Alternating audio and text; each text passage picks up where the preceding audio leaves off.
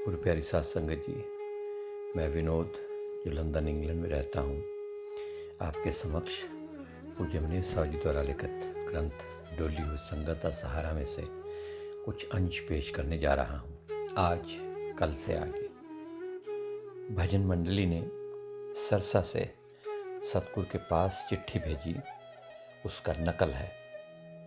तन तन सतगुरु सावन शाह निरंकार की भजन मंडली सरसा वाली दया मेहर मांग रही है और विनती करती है कि वाहेगुरु भजन मंडली को आसरा देने वाला और भजन कराने वाला शाह सावन शाही निरंकार के आगे अर्ज है कि हे सच्चे पातशाह, तेरे प्यारे के संग से भजन मंडली को बहुत ज़्यादा फ़ायदा मिला है और भजन में बरकत पड़ी और कुटिया में खूब धूमधाम से सावन शाह साईं निरंकार करते रहे और गुण गाते रहे और चेहरे का ध्यान करते रहे, अच्छे शौक से यादगिरी करते रहे। नाम तुम्हारे पास खुद मिलने आवेगा और नाम के जो पीछे लगे हैं और नाम को जपते हैं, उनकी सारी उम्र चली गई।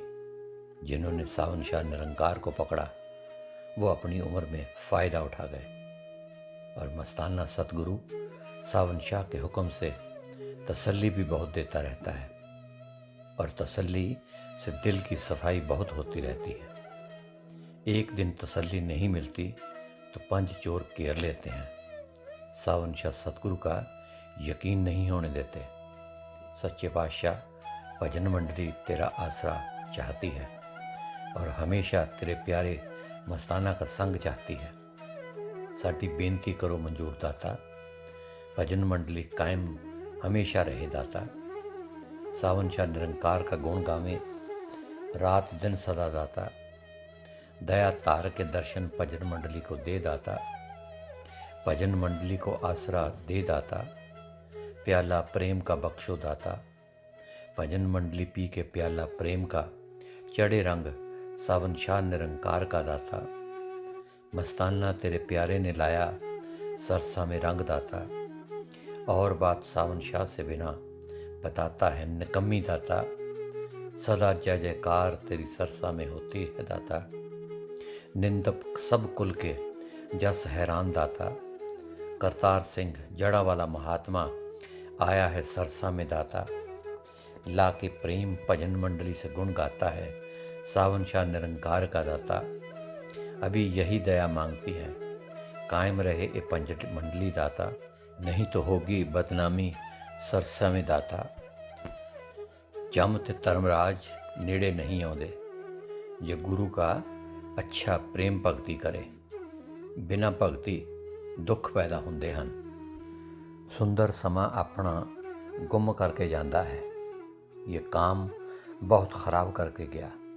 जितना अपने प्रीतम तो दूर हैं तू, उतना तू काल के जेल में है और जेली अपना नाम रखा है कि मैं जेली हूँ। और सतगुरु को बेनती कर, बिना सतगुरु के कोई नहीं छुड़ा सकता।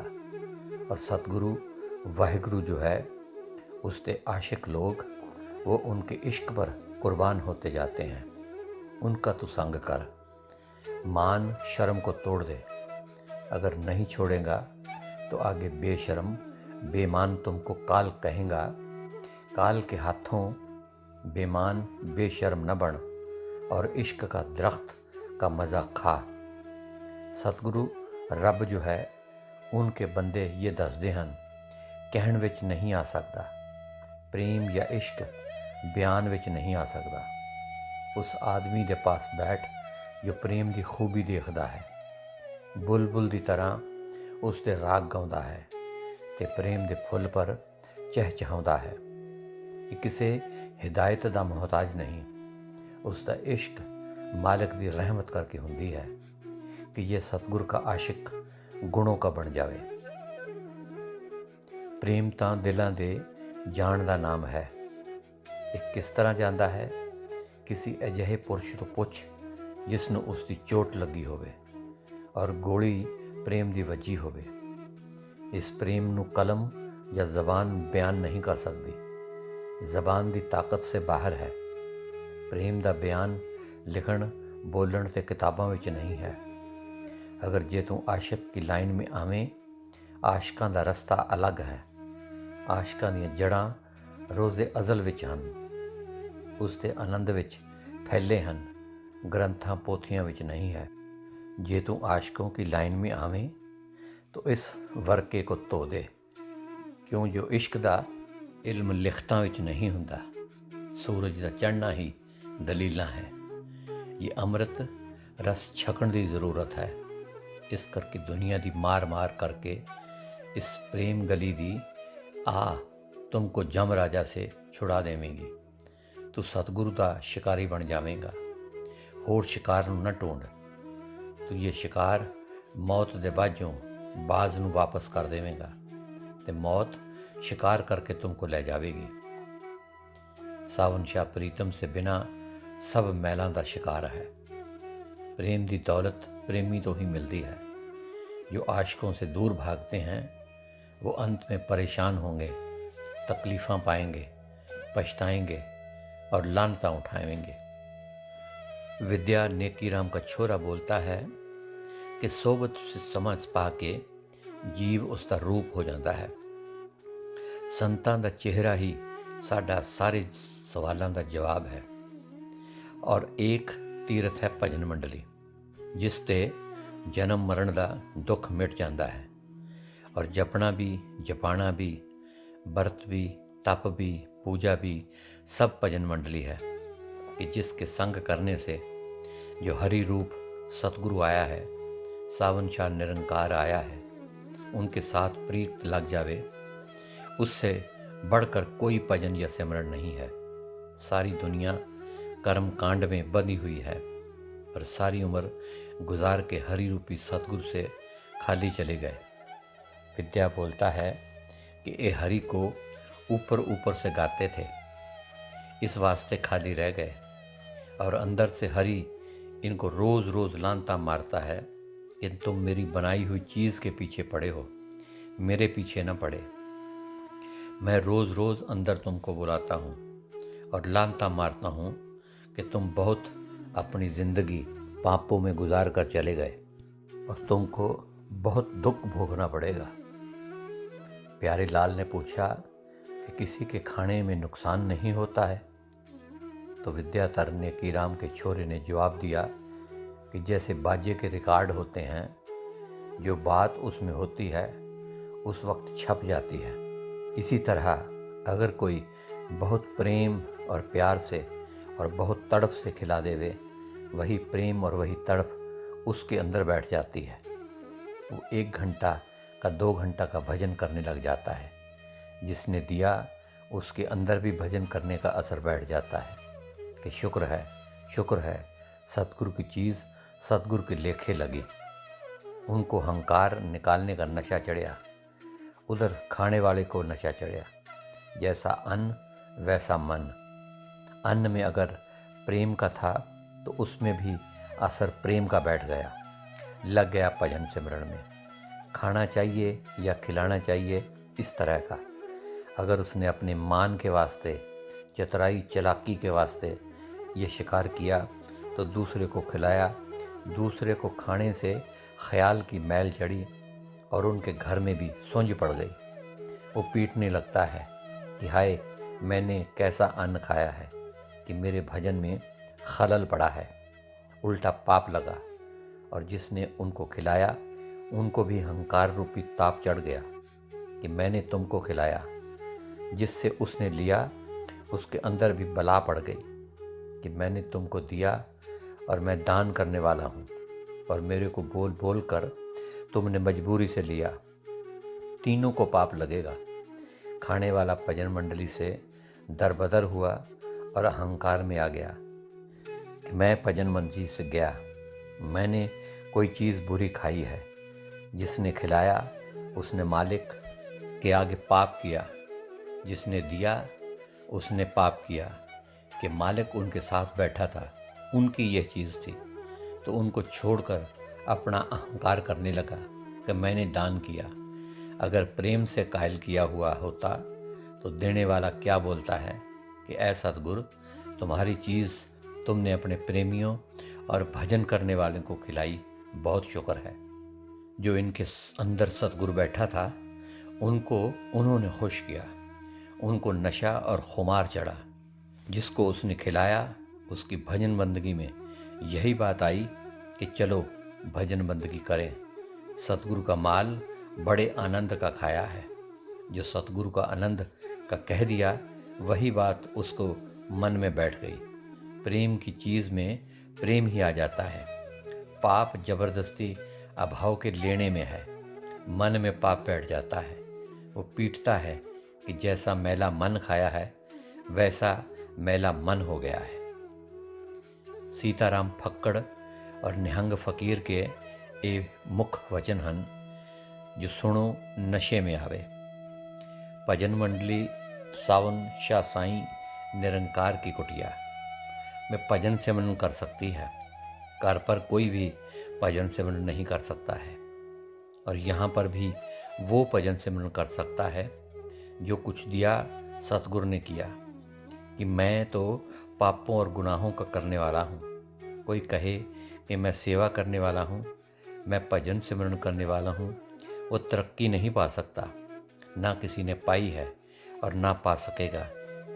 और जब मैं यहाँ से बाहर गया तब दिल में ख्याल आता था कि भजन मंडली रात को जागती है और भजन सिमरन करती है। मैं भी रात को जागा। मन मुझ पापी को जागने न दिया। और जहाँ जागने की जगह होती है वहीं जाग सकता है। पुरुषोत्तम ममानी ने कहा था कि वहाँ क्या रखा है, मेरे को कभी वहाँ पर देखा है। मस्ताना तुमको तक्के देता है तो तुम उसके पास क्यों जाते हो। जो कोई नहीं चाहे तो उसके पास क्यों जावे। हर एक प्रेमी को मत्था टेके कि किसी न किसी तरह मेरे को अंदर भजन मंडली में ले जाओ। गोविंद जब कुटिया से बाहर आया तो उससे सीताराम कहने लगा कि तन सावन शाह साईं निरंकार करने से भी गया। फिर सावन शाह निरंकार के प्यारे के दिल में आती दया से अति दया आई। मेरे को ऊपर बुलाया और बोला कि तेरे को कुछ देवा। मैं फिर कहने लगा सतगुरु का जस और भजन मंडली का संग और शाह सावन शाही शाह निरंकार की सेवा बख्शो। सतगुरु के प्यारे मस्ताना ने नियामत और प्यारे को हुक्म दिया कि बोरी को उठावें कि सतगुरु का गैबी ख़जाना दिखावें। और गैबी ख़जाने में से 100-100, 10-10 और 5-5 के बेशुमार अनगिनत नोट थे। और गैबी ख़जाने को देखकर दिल में ख्याल आया कि सतगुरु बेपरवाह है और दयाल भी है, अंदर कपट भी नहीं है। प्यारे और नियामत को मस्ताना बोला कि बोरियां गिने। तो जब उन्होंने देखा तो वो नोट गायब थे। बाबा को बोला कि ये नोट अगर किसी गैर सत्संगी को दिखाता तो वो इनको अखियों पर उठाता और अंदर से सावन शाह साईं निरंकार की भजन मंडली पर हमदर्दी रखता और बाहर से तक्के देता है। जब मुझको कुटिया से बाहर कर देते थे तो मैं तरसता था कि सतगुरु का प्यारा बहुत ऊंचे दर्जे का महात्मा है। तू गरीब और पापी और निर्बल है, इसलिए तेरे को अंदर नहीं छड़ते हैं और पसंद नहीं करते हैं। भजन मंडली में इतनी ताकत है जो गिरे से गिरे हुए सत्संगी को उठाए। भजन मंडली को मस्ताना ने बोला कि ए हिदायत दिल में रखो, शहजादों वाला ख्याल उड़ा दे। क्योंकि जब भजन मंडली ख्याल ना पलटाएगी तो दूसरे लोगों का ख्याल कैसे पलट सकता है। जो भक्ति करते हैं तो भगवान भक्तों का कार्य आप करने आता है, तो उन्होंने भक्ति किया। इसी वास्ते प्रेमी संगत उनके आकर प्यार करती है और उनकी सेवा करती है। इस बात को इस तरह नतीजा निकला कि सरसा वाले सत्संग घर में एक आदमी भी कंट्रोल में ना आया जब से वो बना है। करमचंद बोलता है कि मर्द आते ही नहीं, सिर्फ 10 बीबियाँ सत्संग पर आती हैं और मर्द सेवा नहीं करते। तो इस बात पर समझने में आया कि जो ताकत है भक्ति में है। भक्ति रूप भगवान का है। भगवान आदमी का चोला पा के आया है। तो सत्संग घर में मस्ताना बलूचिस्तानी को गैबी ख़जाने से पैसे देकर कुटिया बना दी। उत्थे उसके अंदर नेकीराम का छोरा विद्या और सिंध का गोविंद, इन दोनों ने बनन से लेकर आखिर तक तीसरा चौधरी साथ था। जब बन गया तो सच्चे पातशाह के पास चिट्ठी लिखी गई, हुक्म दो तो कुटिया का भंडारा करें। तो सच्चे पातशाह अमृत रूपी मुखारबिंद से फरमाया और लिखा कि कुटिया कंवारी है, तुम भजन सिमरन करो, भंडारा इसी का नाम है। होर होर भंडारा लोगों को दिखलाने का है। मस्ताना बोला कि वाकई खबर सतगुरु ने आनंद की भेजी है। तो विद्या और गोविंद को बोला गया कि तुम दब के इस कुटिया में भजन सिमरन करो। तो चौधरी को सच्चे पातशाह बोला कि जाओ, तुमको बलूचिस्तान दिया, तुमको मालिक मिल गया है। तुमने मस्ताना के साथ रहकर 12 साल भक्ति किया है। तुम्हारी भक्ति का फल यही है कि बलूचिस्तान जाकर खुद भजन कर और लोगों को भी भजन करवा। मस्ताना को बलूचिस्तान से पेंशन दिया है, सरसा में बैठकर कि संगत की सेवा करे। विद्या और गोविंद को बोला कि ऐसी भक्ति करो कि भजन मंडली बन जावे। 6 महीना दरवाजे को बंद किया, किसी को आने का हुक्म नहीं था, और एक छटांक अन्न खाकर 6 महीने भक्ति किया। 6 महीने के बाद सतगुरु ने हुक्म भेजा कि अभी आधा घंटा संगत के साथ प्रेम करना चाहिए। फिर विद्या और गोविंद ने खूब प्रचार किया। फिर 2-4 दिनों में उनकी भक्ति की ताकत और सतगुरु की दया से दोनों रलकर भजन मंडली बन गई। जो लोग सत्संग घर में देना नहीं चाहते थे, वो देने के वास्ते तैयार हो गए। फिर समझने में बात आई कि भक्ति को ही सब ताकत है। बिना भक्ति के इंसान कौडी के काम का नहीं है। राधा स्वामी सत्संग घर में किसी ने भक्ति ना किया। अब किसी की दिल सेवा और देने में नहीं चाहती है। समझना चाहिए कि भक्ति रूप जो सतगुरु कहे उसी की ही सर्वशक्ति और ताकत है। जब सत्संग घर की कुटिया में भजन सिमरन किया, वही मर्द जो नए आते थे वो आने लगे। सब कुर्बानी करने वास्ते तैयार हो गए। रौनक राम ने बोला कि नेकी राम ने खूब काम लिया है। तो नेकी राम ने जवाब दिया, मैं तो खूब माल ले गया हूँ, और चाय, दूध और रोटियाँ इनका कोई हिसाब नहीं है, और कोठा माल से डट कर भरा पड़ा है। रौनक राम को मस्ताना ने बोला कि तू कुटिया से बाहर जा। तो रौनक राम रो दिया, बोला कि मैं कभी नहीं जाता। तो इसका नाम है असर, और प्यार दिल में होवे तो वो दर फकीरों का कब छोड़ता है। तो शाह बाहू को बोला है कि जे तू मिलना होवे रब के साथ, पज फकीरा मिल और दरवाज़ा मल के बैठ। और बिस्तरा नेकी राम का घर भेज दिया। तो नेकी राम सुनकर विद्या को बोला कि तुमने जुल्म किया। घर में उसको कोई चीज़ मिठी ना लगी। फिर बिस्तरा उठाकर दरवाज़ा पर बिस्तरा सिर पर रखकर आधा घंटा बाहर खड़ा रहा। तो उनको अंदर बुलाया गया। देखा कि उनका चेहरा लाल लाल हो गया, उन आँखों में खून आ गया और मस्ती चढ़ गई। तो मस्ताना ने बोला कि भाई, धन तेरा सतगुरु, धन तेरा विद्या नंद फक्कड़ महात्मा, जिसने बचपन में सिर कुर्बान कर दिया। नेकी राम ने सच्चे प्रेम प्यार से मस्ताना के साथ आकर भजन किया। तो विद्या ने बोला कि मेरे को भी फ़ायदा मिला। बोला, मैं बहुत सुख पाया है, धन्यवाद करता हूँ नेकी राम के सतगुरु का। फिर विद्या मस्ताना को डंडा लगाकर भजन कराने बिठाया। फिर बात समझने में पाई कि जो शहजादों का ख्याल तारते हैं वो इस जहान में पाप और गुनाह करते हैं, क्योंकि उन्होंने सेवा किया और भक्ति किया था। भक्ति के प्रताप से उनकी सेवा करते हो। जो भगवान आदमी का रूप तार के आया है, वो भी भक्तों की सेवा में खुद कार्य करने आता है।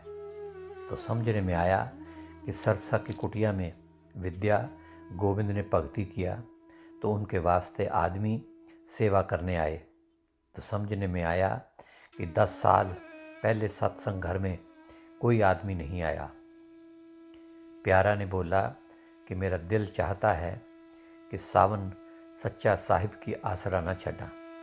तो फिर मस्ताना बोला कि तुमको चाचा बताता है कि दुकान निकालो, क्योंकि दिन को झूठा काम करो तन की खुराक के वास्ते, जो रात को भजन करो तो तन के अंदर जो सच्चा बैठा है, अगर इस तरह ना करोगे तो अद्धा सूरमा नाम तुम्हारा पड़ेगा। अगर ये दिन को कमा कर खाओगे तो सूरमा नाम तुम्हारा पड़ेगा। दूसरे की कमाई खाकर भजन करोगे तो वो भी तुम्हारे से भजन में हिस्सेदार बनेगा। अगर तू आप कमाई करके खाएगा तो सतपुरख का पुत्र है, सतपुरख बन जाएगा और यह जान तेरी एक दिन आग में चली जाएगी। इस जान से जितना निकालेंगे साहब का नाम, तेरा मज़ा होगा, आनंद होगा, मंगल होगा। इस बात को पकड़ कर बैठ। अगर जो मस्ताना गुनाहगार की बात को मानो तो आप भी रात को आकर ऐथे भजन करो और मस्ताना को भी भजन करवाया कर आकर आप भी। तो भक्ति का ही प्रताप है। उन्होंने भक्ति किया और उनके साथ प्रेमी प्यार और सेवा करने लगे। जब उन्होंने सत्संग घर की कुटिया में भक्ति किया तो प्रेमी उनकी सेवा करने लगे। तो फिर शहजादे तो न रहे, ना उनकी बात रही, ना मस्ताना की बात रही, तो भक्ति की बात रही। समझना चाहिए कि लड़के होवे, बाल होवे, कुटुंब होवे, कबीला होवे, गरीब होवे, अमीर होवे, भक्ति करने से बिना काज न बनेगा। जिसको मालिक भक्ति करवावे वही भगवान को भगवान से सेवा करवा सकता है। बुल्ले शाह बोला है कि आदमी का चोला पाके मौला आया है, और कृष्ण भगवान आदमी बनकर आया, राम आदमी बनकर आया, अकाल पुरख भी आदमी का चोला पाकर आया। फिर समझना चाहिए कि जो भक्ति करे या जिथे भक्ति कराता है उत्थे आदमी का चोला पाके उनकी सेवा करने वास्ते आता है। ये समझना चाहिए कि आदमी आके प्रेम और सेवा करते हैं तो यही भगवान है कि आदमी का चोला पाके भक्तों की सेवा करने आता है, और जो भक्ति नहीं करता उनको मालिक देखता भी नहीं है। और क्योंकि असल तो बात चली आई है, जो मालिक की भक्ति करता है उनके पीछे मालिक आदमी के रूप में खूब उनको ताना मेना देकर खूब पक्का करता है। जब ये पक्का होता है और मालिक की तरफ से सच्चा होता है तो वही आदमी रूप रख के उनकी सेवा में आकर खड़ा होता है। तो समझना चाहिए कि आदमी के रूप में ही मेहर ही तार के अपने साथ मिलाता है। आदमी का रूप तार के निंदा चुगली करके पक्का करता है। आदमी का रूप तार के हर वक्त सेवा करने में खड़ा रहता है। आदमी को समझाता है। जो फिर भजन मंडली का संग हुआ तो वो आदमी वाली नज़र उड़ जाती है। फिर वो नज़र पैदा हो जाती है जो आदमी में परमेश्वर रूप जो सतगुरु रख कर आया है देखता रहता है। सीताराम बोलता है, ये 3 आदमी शाह सावन शाही निरंकार की कुटिया में मेहनत करने में ज़बरदस्त हैं। विद्याधर, नेकीराम, गोविंद राम। सतगुरु की दया मेहर, सच्चे पातशाह के प्यारे का संग और सच्चे पातशाह को प्यारे की कुटिया और अपनी करनी, इन चारों से तरक्की पाई है। और एक बात विचारनी चाहिए कि जो रात को भजन करता है अपनी चीज़ को अच्छी तरह जब्त करे। इस तरह जैसे कंवारी लड़की होती है, उसकी हर वक्त निगाह रखते हैं इस साबत पतिव्रता में रहे, दूसरा कोई भी शख्स उनको न देखे और बदनामी न होवे। इसी तरह कमाई को शैतान रूपी मन जो अंदर बैठा है वो हर वक्त यही तकता रहता है कि इनकी कमाई जमा न होवे तो अच्छा है। अगर ये जमा करेगा तो मुझको निकाली मिलेगी। अगर ये सारी उम्र मेरा गुलाम रहे तो अच्छा है। चाहिए कि हर वक्त यही बोले, जो सतगुरु की मौज वो अच्छी है। जो किस्मत में लिखा है वो खुद मिलेगा, और अपने अंदर से तवज्जो ना देना चाहिए। ये सोच न करे कि मैं किस तरह करांगा। इसमें वो शैतान कमाई खर्च करवाता है। इस बात को होशियारी रखो कि हर वक्त यही चौकीदारी करो कि असी सतगुरु के आसरे में हैं, और सतगुरु अख्तियार वाला है। जो किस्मत में लिखा है वही होगा, वो अख्तियार वाला है। सो गुरु प्यारी साध संगत जी, आज के लिए इतना ही। कल फिर पूज्य मनीष साहब जी द्वारा लिखित इस ग्रंथ में से आगे के कुछ अंश पेश किए जाएंगे। तब तक के लिए इस नाचीज़ को इजाज़त दीजिए, और प्यार भरी धन धन सतगुरु तेरा ही आसरा, हाजिर नाजिर जिंदा राम तेरा ही आसरा कबूल फरमाएं।